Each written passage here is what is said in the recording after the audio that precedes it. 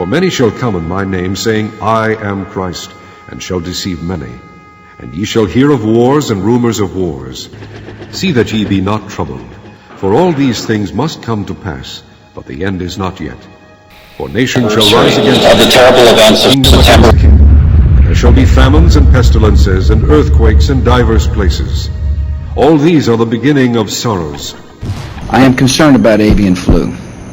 I'm concerned about what an avian flu outbreak could mean for the United States and the world. When we think about what happened on September 11th, the facts make us think about terrorism and if, when, and how it could happen again.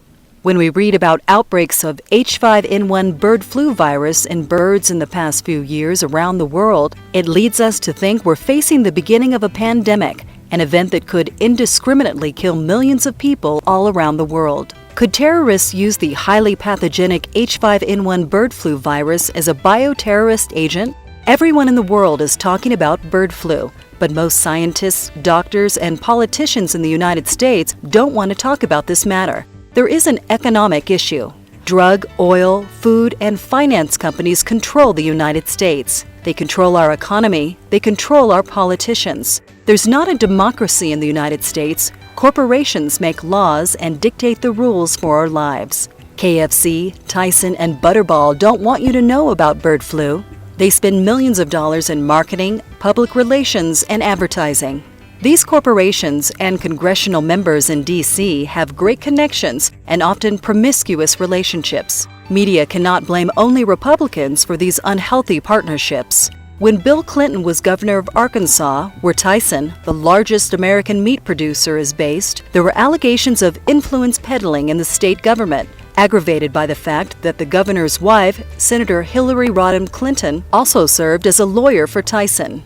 Over the last few years, federal officials have accused Tyson of violating labor, environmental, animal welfare, and civil rights laws, as well as making illegal gifts to a cabinet secretary. A few years ago, Congress passed the Animal Enterprise Terrorism Act, well known as AETA. This bill was introduced and pushed by big businesses for big business. AETA protects the interests of animal enterprises such as the National Pork Producers Association, Pfizer Drug Company, and other pharmaceutical corporations that engage in cruel and unnecessary animal testing. McDonald's and other fast food corporations that profit from the sale of factory-farmed animals for food, and Johnson & Johnson, Procter & Gamble, and other cosmetic companies that often abuse animals to test and retest their latest line of beauty products. AETA is only concerned with corporate America, not the American people. Senator Dianne Feinstein was a sponsor of this bill. Democrat Feinstein created more rights for the corporations that strive to keep the secrets of their work from entering public scrutiny while demonizing public outcries. With this corporate agenda in mind, the senator from California sponsored the bill with the right wing. Have you heard about bird flu? If an influenza pandemic struck today, borders would close, the global economy would shut down, international vaccine supplies and healthcare systems would be overwhelmed, and panic would reign. To limit the fallout, the industrialized world must create a detailed response strategy involving the public and private sectors. A surprisingly large number of people around the world see in bird flu and mad cow disease a sign that the end of the world is coming soon. The United States is better positioned today to detect early an outbreak of pandemic flu, to support an international effort to contain the pandemic in its earliest stages, to limit the spread of a pandemic, and to save millions of lives. A new research paper has been published in the United States proving that bird flu, which has so far only killed people in its pure form, is capable of combining with conventional human flu viruses. A mutated virus combining human flu and bird flu is the nightmare strain that scientists fear could create a worldwide pandemic. The pure bird flu strain, H5N1, has caused hundreds of deaths recently around the world. Some leaders are talking about bird flu. England is taking serious steps to prevent this attack. A pandemic flu bug would pose a greater threat to England than terrorism, according to official papers. The British government has recognized that deaths from global flu will be on a scale far beyond anything related to such an attack. Until now, the official list of threats and risks facing England had been kept confidential. Prime Minister Gordon Brown announced plans to publish a risk register, and at the top of that list is pandemic flu. British people are saying that it's not a question of if, but when, and that it could kill 750,000 people in less than 24 hours. Brown said the greatest threat facing England is neither a terror attack nor climate change, but a flu pandemic. Are bird flu and mad cow disease a fulfillment of Jesus' prophecy about plagues in the end times? Pope Benedict XVI has spoken movingly about the exploitation of all beings, particularly of farm animals. Cardinal Ratzinger said animals are God's creatures, and it's contrary to human dignity to cause animals to suffer or die needlessly. People may not be aware that nearly 2,000 years ago, Jesus was predicting events like the outbreak of bird flu and mad cow disease that would unfold in our time and place. Health officials have warned that the risk of a human influenza pandemic remains real and is probably growing as the bird flu virus becomes entrenched in poultry in more countries. More than 150 experts attended a meeting hosted by the World Health Organization in Geneva to update its guidance to countries on how to survive and defeat this deadly global epidemic. The H5N1 avian flu virus has infected flocks in much of Asia, Africa, and parts of Europe. American scientists fear it could mutate into a form that passes easily from person to person, sparking an influenza pandemic that could kill millions. According to many scientists, the risk of a pandemic remains and is probably expanding. They emphasize that the highly pathogenic H5N1 virus has persisted on 3 continents and has caused human cases in Indonesia, Egypt, and China.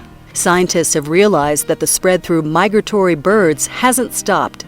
They say once the virus is established in birds, it's difficult to get rid of the virus and the risk to contaminated human beings. The avian flu virus rarely infects people, but there have been 387 human cases worldwide since 2003, 245 of them fatal. Infected people can shed the virus before symptoms appear, and this increases the risk of international spread through asymptomatic air travelers.